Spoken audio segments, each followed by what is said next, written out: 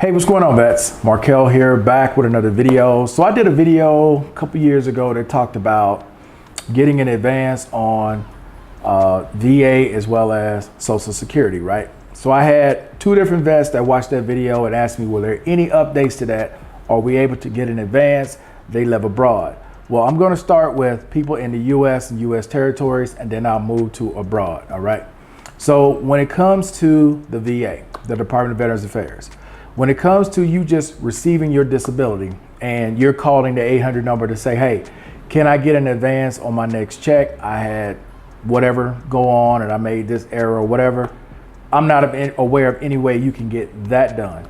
But if you're on Voc Rehab, if you're on the independent living program, or you have a counselor, you're still using a counselor for whatever program you're in, there is a way for some counselors, okay, not all, but some counselors, to get you an advance depending on your situation.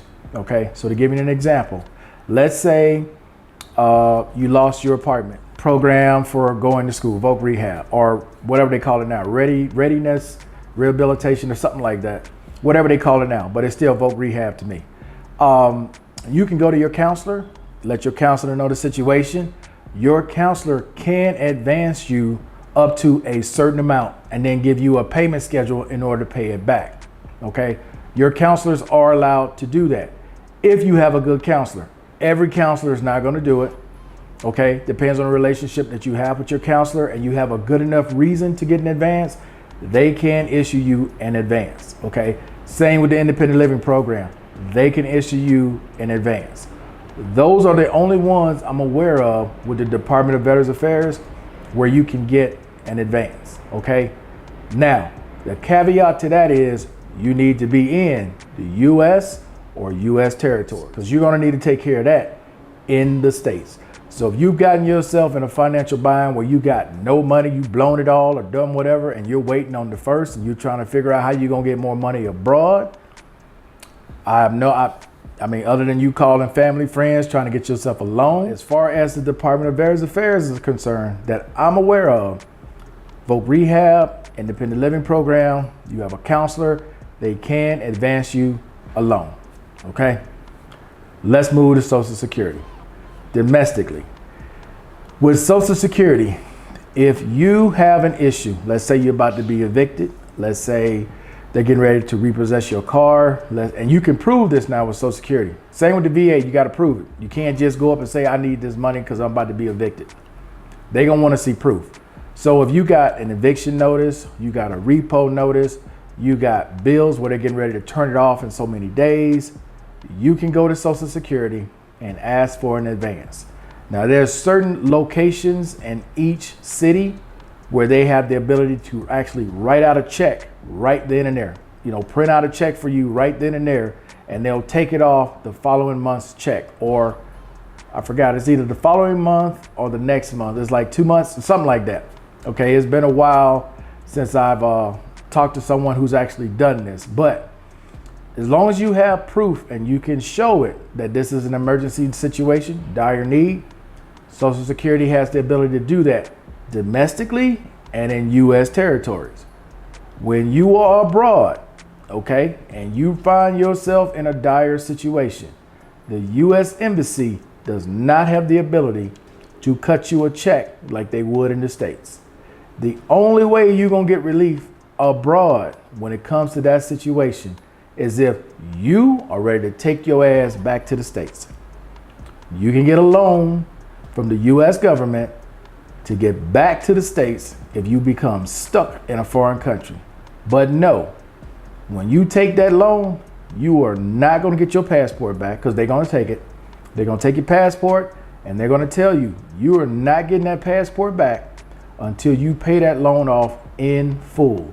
Now, they're not going to charge you like, you know, okay, well, we're just going to give you $300-400, take this flight to wherever you're from and then let it go. No, they're going to give you enough money to where you'll be able to get you a place wherever you are. You know, from my understanding, it's a minimum of 5 and go all the way up to 10,000. But again, you're not going to have no ability to go nowhere until you pay that off, because your passport is going to be suspended until it is paid in full. All right. This is another huge difference, you know, when you decide to leave the U.S. And I keep focusing on this because there's so many of these guys who go abroad. They don't think of anything other than I'm ready to leave the U.S. I heard it's so much cheaper. Things can be cheaper, but if you have terrible spending habits, it doesn't matter how cheap it is, because you think you're gonna have more to party more or do whatever. Bad spending habits, even if you were getting $10,000 a month in the U.S. and you blew all $10,000 in the U.S., you're gonna blow $10,000 no matter where you go, because your spending habits are poor or terrible. Okay, you have no discipline when it comes to money. So if you have no discipline when it comes to money, it doesn't make a damn where you go. You still gonna be broke.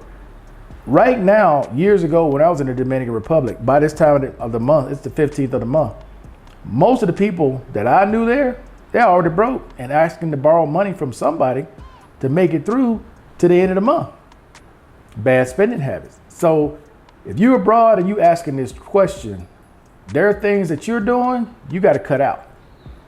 I mean, if you're trying to go out every day during the week, yeah, you got to cut that either in half or to 1 or 2 days.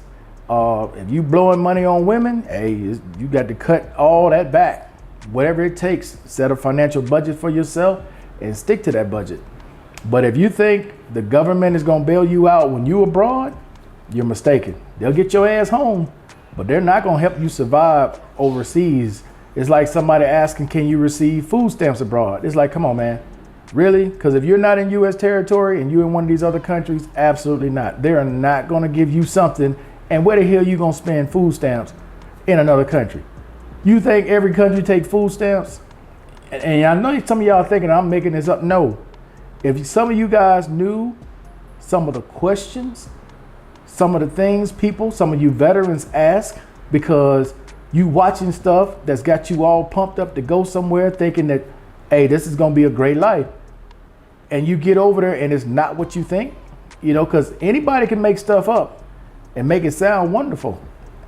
It is what it is. But if you're going over there with bad spending habits, I don't care who you are. I don't care who you are. If you're broke every day, if you broke at the end of every month or broke during the middle of the month in the U.S., you're going to be the exact same way here, because your spending habits go everywhere you go. You are the same person, regardless of whatever location you change to, you're still the same person. So if you're broke there, you're going to be broke here. It's just what it is. Okay, guys, so that's it for now. Hey, I appreciate everybody watching as always. And until next time, guys, out of here. Peace.